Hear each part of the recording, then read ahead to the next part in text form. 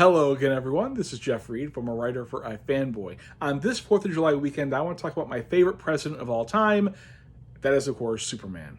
Superman's been president off and on for a while now in DCU, mostly off. But the very first time it was mentioned was back in 1958 in the pages of Superman, number 122.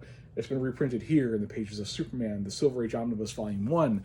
And this is a story called Superman in the White House, where Jimmy Olsen is hanging a picture, and because of Jimmy Olsen, the picture falls, smacks him in the head, knocks him out, and Jimmy has a dream about what life would be like if Superman became president.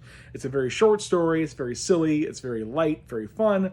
And when Jimmy wakes up at the end of the story, he realizes that Superman can never become president. He is not a native-born American. He does not have the credentials to become president of the United States. So it was a silly dream, a silly what-if, but that was found a way around in the pages of Action Comics Annual number 3 back in 1991, where the story is set in 2001, 10 years in the far future when the story was written.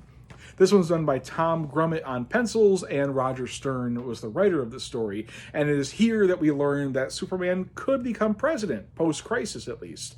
This Superman was born by being rocketed from Krypton not as a baby, but as a baby in a womb. And it is there because Krypton was a race of people that did not touch each other physically at all. They had babies and through artificial means in laboratories and things. They all had babies in their wombs, and then those babies would be born and then brought to the parents. So in this story, Jor-El rockets not the original baby to Earth, but the artificial womb of an unborn Kal-El to Earth from there. And when it lands in Kansas, Ma and Pa Kent touch the chamber, and then Kal-El is born, and they, of course, name him Clark Kent. So in this story, it is deemed that Superman is American. They actually elect Superman, not Clark Kent, to be president of the United States. It's a very nice story. It is very much of its time. It's very much anti-nuclear warfare and things, and it is very optimistic in a strange kind of nice way. It's a good read still after all these years. It's only available in print. It's not digitized anywhere. It's kind of too bad.